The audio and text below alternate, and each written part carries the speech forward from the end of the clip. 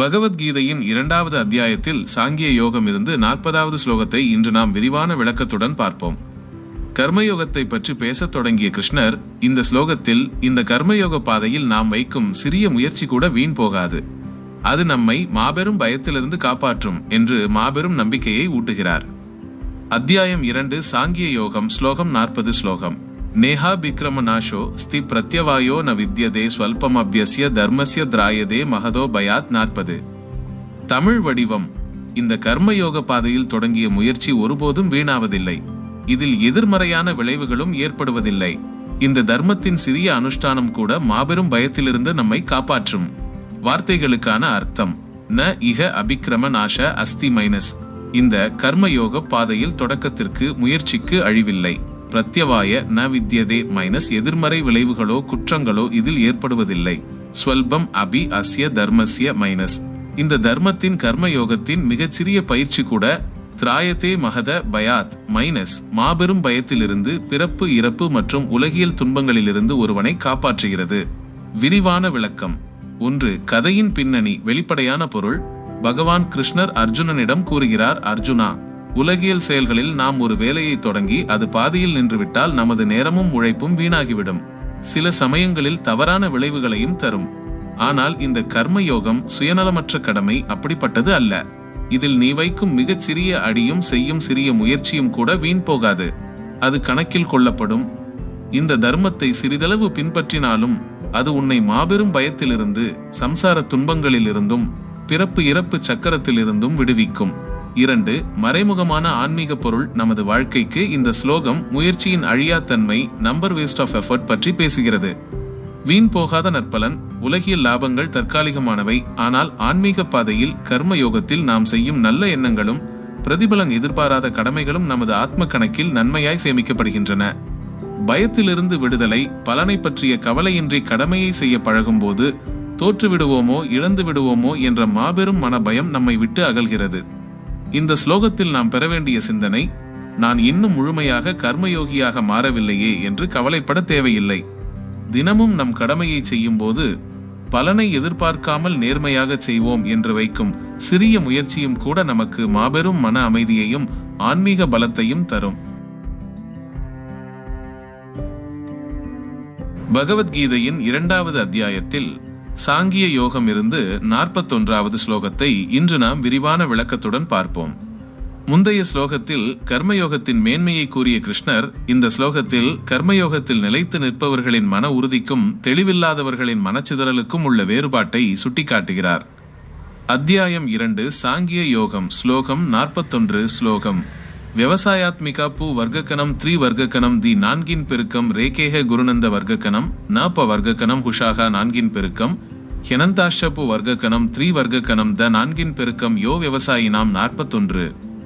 தமிழ் வடிவம். குருகுலத் தோன்றலே அர்ஜுனா, இப்பாதையில் உறுதியான புத்தி ஒன்றே ஆகும். ஆனால் மன உறுதி இல்லாதவர்களின் சிந்தனைகளோ எல்லையற்று பல கிளைகளாய் பிரிந்து கிடக்கும். வார்த்தைகளுக்கான அர்த்தம்.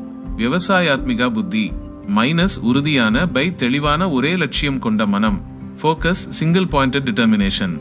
ஏக இக மைனஸ் இங்கு ஒன்றே ஆகும். குருநந்தன மைனஸ் குருகுலத் தோன்றலே அர்ஜுனா, பகுஷாகா மைனஸ் பல கிளைகளாக பிரிந்தது. ஹி அனந்தா சச்ச மைனஸ் நிச்சயம் எல்லையற்றவை. புத்தைய அவ்வியவசாயினாம் மைனஸ் மன உறுதி இல்லாதவர்களின் எண்ணங்கள் பை புத்தி. விரிவான விளக்கம்.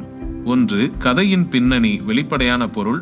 பகவான் கிருஷ்ணர் அர்ஜுனனிடம் கூறுகிறார், அர்ஜுனா, கர்மயோக பாதையில் பயணிப்பவர்களுக்கு தர்மத்தின் வழி நின்று கடமையை செய்ய வேண்டும் என்ற ஒரே தெளிவான லட்சியம் மட்டுமே இருக்கும், ஒன் பாயிண்டட் ஃபோக்கஸ். ஆனால் மன உறுதி இல்லாதவர்களுடைய எண்ணங்கள் பல்வேறு ஆசைகளினாலும் பயங்களினாலும் எதிர்பார்ப்புகளினாலும் எண்ணற்ற கிளைகளாக பிரிந்து ஒரே இடத்தில் நிலையாக நிற்காமல் சிதறி கிடக்கும். 2. மறைமுகமான ஆன்மீக பொருள். நமது வாழ்க்கைக்கு இந்த ஸ்லோகம் கவனக்குவிப்பும் மன உறுதியும் ஃபோக்கஸ் மற்றும் டிட்டர்மினேஷன் பற்றி பேசுகிறது. ஒரே இலக்கு சிங்கிள் ஃபோக்கஸ். வாழ்க்கையில் வெற்றி பெறவும் மன அமைதி அடையவும் ஒரே லட்சியத்தில் நிலைத்திருக்கும் மனம் ஃபோக்கஸ்ட் மைண்ட் அவசியம். சிதறிய மனம் டிஸ்ட்ராக்டட் மைண்ட். ஆசைகளும் சுயநலமும் நிறைந்த மனம், எனக்கு அதுவும் வேண்டும் இதுவும் வேண்டும், இது நடந்தால் என்ன செய்வது, அது தோற்றால் என்ன செய்வது என்று எண்ணற்ற யோசனைகளில் அலைபாயும். இது ஆற்றலை வீணாக்கி இறுதியில் எந்த வேலையையும் உருப்படியாக செய்ய முடியாமல் ஆக்கிவிடும்.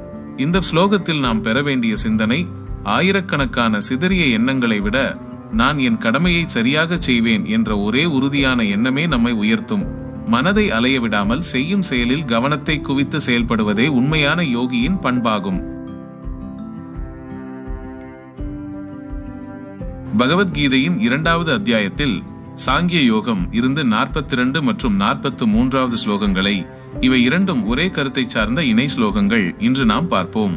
முந்தைய ஸ்லோகத்தில் தெளிவான லட்சியம் கொண்ட மன உறுதியை பற்றி பேசிய கிருஷ்ணர் இந்த ஸ்லோகங்களில் வேதங்களின் சடங்குகளில் மட்டும் மூழ்கி உலகியல் ஆசைகளில் உழல்பவர்களின் சிதறிய மனநிலையை பற்றி எச்சரிக்கிறார். அத்தியாயம் 2 சாங்கிய யோகம் ஸ்லோகம் 42 மற்றும் 43 ஸ்லோகம்.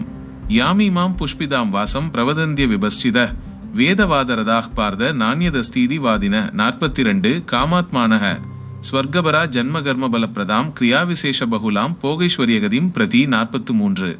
தமிழ் வடிவம். அறிவில்லாத மூடர்கள் வேதங்களின் சொற்களில் மட்டும் மூழ்கி பூரித்து பேசுகின்றனர். சொர்க்கத்தை விட மேலானது வேறொன்றும் இல்லை என்றும், ஆசைகளை உருவமாகி மறுபிறவியையும் போகங்களையும் தரும் பல்வேறு சடங்குகளில் மட்டுமே கவனம் செலுத்துகின்றனர். வார்த்தைகளுக்கான அர்த்தம்: யாமிமாம் புஷ்பிதாம் வாசம் கவர்ச்சியான பூக்கள் போன்ற சொற்களை, பிரவதந்தி அவிபசிதக அறிவில்லாத மூடர்கள் பேசுகிறார்கள். வேதவாத ரதாக வேதங்களின் வெளிப்புறச் சடங்கு சொற்களில் மட்டும் ஈடுபாடு கொண்டு, ந அந்யத் அஸ்தி இதி வாதினக இதை தவிர வேறு எதுவும் உயர்ந்தது இல்லை என்று வாதிட்டு, காமாத்மானக ஆசைகளே நிறைந்த மனதை கொண்டு, ஸ்வர்கபராக சொர்க்க போகங்களை அடைவதையே பரம லட்சியமாக கொண்டு, ஜன்ம கர்ம பல பிரதாம் மீண்டும் பிறப்பையும் வினைகளின் பலன்களையும் தருகின்ற கிரியா விசேஷ பகுலாம் பலவிதமான ஆடம்பரச் சடங்குகளை, போக ஐஸ்வர்ய கதீம் பிரதி போகங்களையும் செல்வத்தையும் அடைவதற்காக செய்கிறார்கள். விரிவான விளக்கம். 1. கதையின் பின்னணி. வெளிப்பான பொருள். பகவான் கிருஷ்ணர் அர்ஜுனனிடம் கூறுகிறார்: அர்ஜுனா, சிலர் வேதங்களில் சொல்லப்பட்டுள்ள யாகங்கள் மற்றும் சடங்குகளை பற்றி பேசி சொர்க்கத்தை பெறுவதுதான் வாழ்வின் ஒரே லட்சியம், அதைவிட மேலானது எதுவுமில்லை என்று கவர்ச்சியாக பேசுவார்கள். ஆனால் அவர்கள் அறிவில்லாதவர்கள்.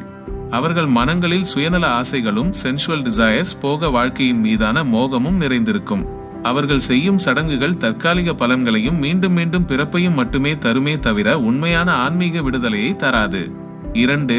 மறைமுகமான ஆன்மீக பொருள். நமது வாழ்க்கைக்கு வெளிப்புற ஆடம்பரம் vs உள்மன தூய்மை. வழிபாடுகளிலும் சடங்குகளிலும் இருக்கும் வெளிப்புற கவர்ச்சியை கண்டு நாம் ஏமாந்து விடக்கூடாது. ஆசைகளின் சுழல். கடவுளிடம் இதை வேண்டினால் அது கிடைக்கும், அதை வேண்டினால் இது கிடைக்கும் என்று வியாபார நோக்கில் இறைவனை அணுகுவது நம்மை மீண்டும் ஆசை துன்பச் சக்கரத்திலேயே சுழல வைக்கும். உண்மையான நோக்கம், ஆன்மீகத்தின் அல்லது கடமையின் நோக்கம் உலகியல் ஆசைகளை நிறைவேற்றிக் கொள்வது அல்ல, மனதை தூய்மைப்படுத்தி அமைதியடைவதே ஆகும். இந்த ஸ்லோகத்தில் நாம் பெற வேண்டிய சிந்தனை, தற்காலிக பலன்களையும் சுகபோகங்களையும் தரும் கவர்ச்சியான வார்த்தைகளுக்கும் சடங்குகளுக்கும் மயங்கக்கூடாது. எனக்கு இது வேண்டும் அது வேண்டும் என்ற ஆசையோடு செய்யும் எந்த செயலும் நம்மை பந்தப்படுத்துமே தவிர விடுவிக்காது.